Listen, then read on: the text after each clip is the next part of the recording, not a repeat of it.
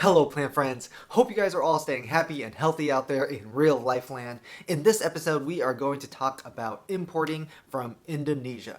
It's the later half of 2021, and the world is normalizing. Shipping and transportation and all that stuff is sort of getting back to this new normal. And I wanted to know, what is it like importing plants from Asia these days? Luckily, Aroid Asia on Instagram reached out to me and wanted to send me some free plants from Indonesia, from their shop, their nursery, their store in Indonesia, to sponsor a video. And I was like, oh, great. Perfect timing when we were both awake, and the time zones kind of aligned. Communication was very prompt, and they, communicated English very, very well. The plants were shipped out on a Monday, and they arrived to me on a Thursday. 4 days. 4 days. That's crazy. That's insane. That's like me getting a plant from New York or Florida or something. That takes about like what, 2, 3, sometimes 4 days. I mean, that was insane. I did not anticipate that shipping was so fast. I remember, the previous times I've imported before COVID, that was like 2 weeks. 2 weeks was what my expectation was, from shipping from Thailand. So maybe Indonesia has a faster route. But anyways, 4 days, guys. 4 days passed through customs, through LAX, Los Angeles. I'm from Los Angeles, or in Los Angeles, and that's absolutely nuts. Okay, so shipping time was that was crazy. So after I got the plants, let me see, I inspected them. They were, yeah, I would say that they were in a small box. The box was a little bit smaller than what I would like, but they were packaged very, very well. The roots were in sphagnum moss. Just know that, guys, if you guys have not imported from, I guess, anywhere before, know that there can't be any soil. Okay, there just can't be any soil as part of the passing through customs, agricultural, USDA kind of thing. So plants have to be shipped, soilless. So the roots were wrapped in sphagnum moss. The roots were a little dry. I don't think that this is something that I can, realistically blame on the seller.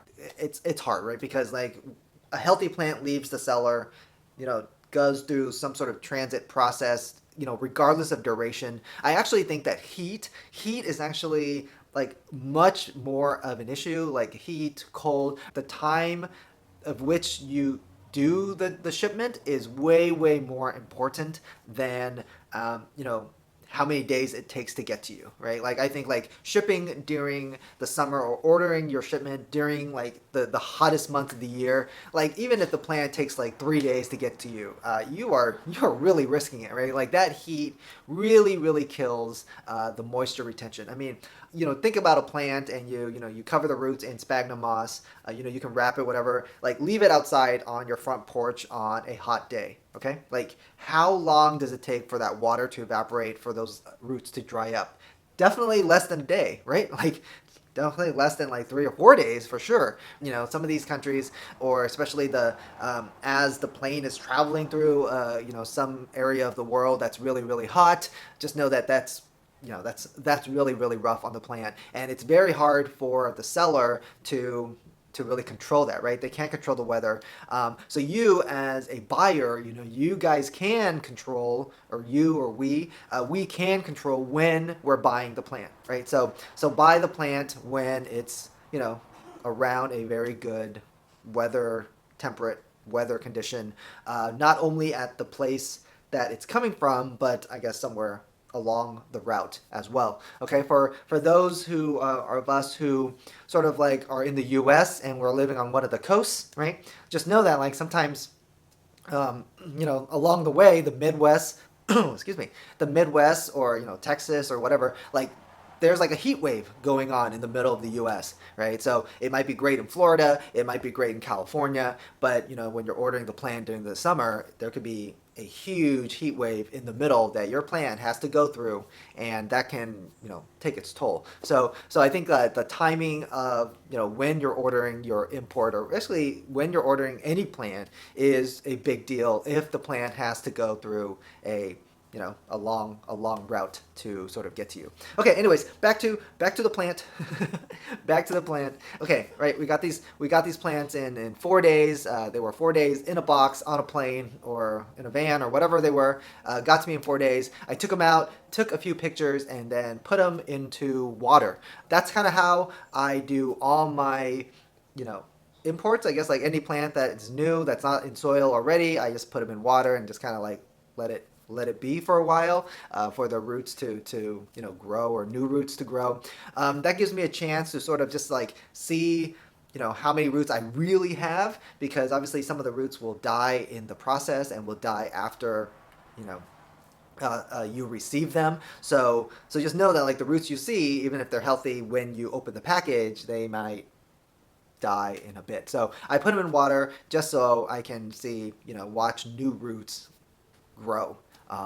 And then also during when I do that, I also know that like during that process of recovery, some of the leaves might wilt as well. So, anyways, that's kind of what I do. So the plants stayed in water for, I think it's been about a month now. Definitely, yeah, about 4 weeks now. And all right, let's see them. All right, guys. So I'm going to show you guys how the plants are doing now.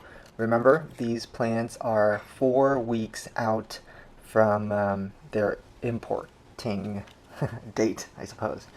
All right, so this one is the Philodendron Soderoy.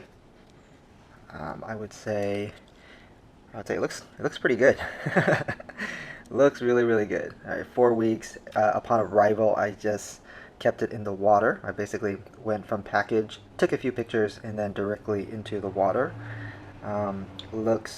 Looks good. We have some new growth here, but see, yeah, we definitely have some dead roots, right? And I knew that we were going to have some dead roots, because when I initially looked at the plant after arrival, I knew that the leaves, or not the leaves, some of the roots were just really, really, really dry. And remember that this plant only stayed in the box, right? The shipping transit time only took 4 days from Indonesia to my place. So it's not really the transit time, but it's external factors like weather, right? It was probably just the heat that dried up everything. But the good thing is that these philodendrons are generally very, very hardy. So you have some dead roots, but you have some growth ish. All right, but the leaves look really good. So it doesn't seem like there's any major bruising that wasn't initially apparent, and now is more apparent. So I think the leaves look good.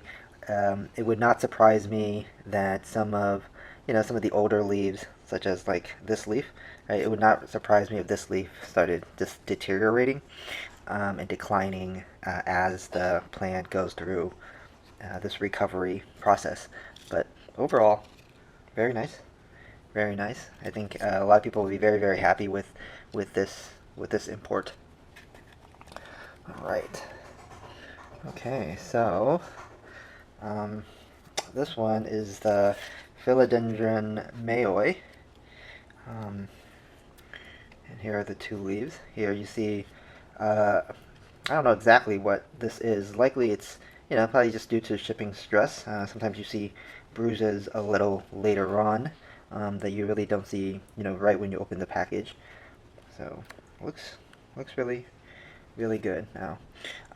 New growth, right? We have some new growth here, which is very surprising. I would not be surprised if this new growth didn't make it. Like if it started rotting a bit. Usually it's just really hard to sustain new growth during you know, for a new cutting, or especially after transport, right? So wow, look at this guy. Look at this plant. How robust the roots are. So again, we see some roots that may not last too long, and then we have plenty of new roots. I don't necessarily know if the robustness of these roots compared to the Soderoy, are we have more roots here because this plant is just better at it, or if we have a bigger specimen of a plant, so you have more inherent energy in here and better recovery. I suspect it's probably a little bit of both, but obviously bigger plants do better.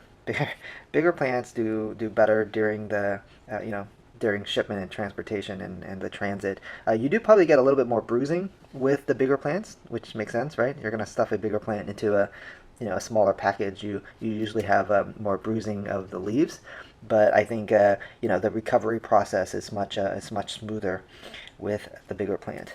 But overall, I think this is great. These are great results for the plants to still be in this condition 1 month out, right? Like both these plants are going to survive and they're going to do well.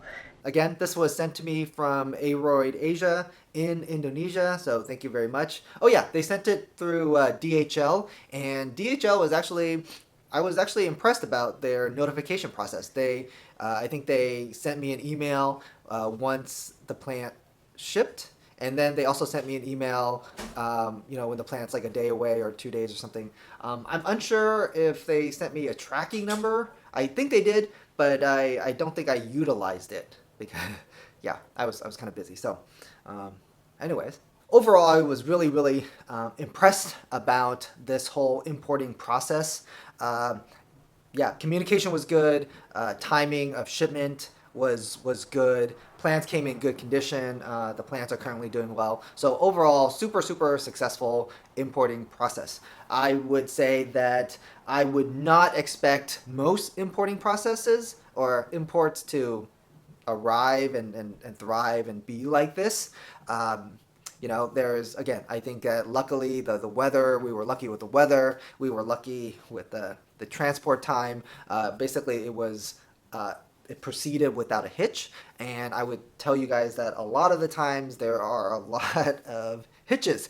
So, anyways, I think the biggest hitch is the weather, right? Like, really, really try to avoid shipping and importing during the hot months of the year. And again, it's really hard to coordinate because even though it's great where you are from, the place where the plant is coming from could be extremely extremely hot, and then also where the area it's flying through could be extremely hot, and that can be really really rough on your plant. I think I wanted to talk about two other things on this video. One is that is importing still a good value? Nowadays, there's a lot more U.S. sellers. There's a lot more, collector sellers, and you can. I would say it's relatively easy to find basically almost any plant if you ask around enough and you're sort of quote unquote willing to pay enough.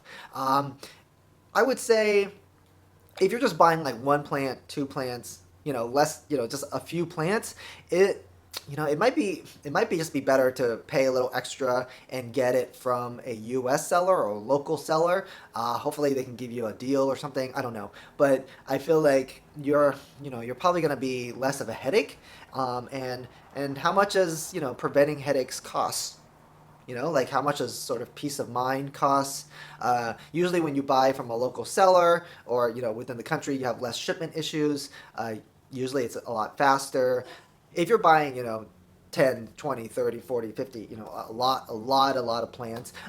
If you're going to do that, I suspect that you're probably at a different and more advanced planting hobby is stage of, with more or better rehabilitation skills. So if you're buying tens of plants, then I think that probably shipping and importing is still probably going to be a very good value to you. So a lot of plants, I think importing is still probably the best bang for your buck, because I think that if you're on a large scale, even if you lose a few plants or a few plants like need extremely long recovery times, I think if you're buying just like tons and tons, you're probably going to save more money in the long run, even accounting for those losses.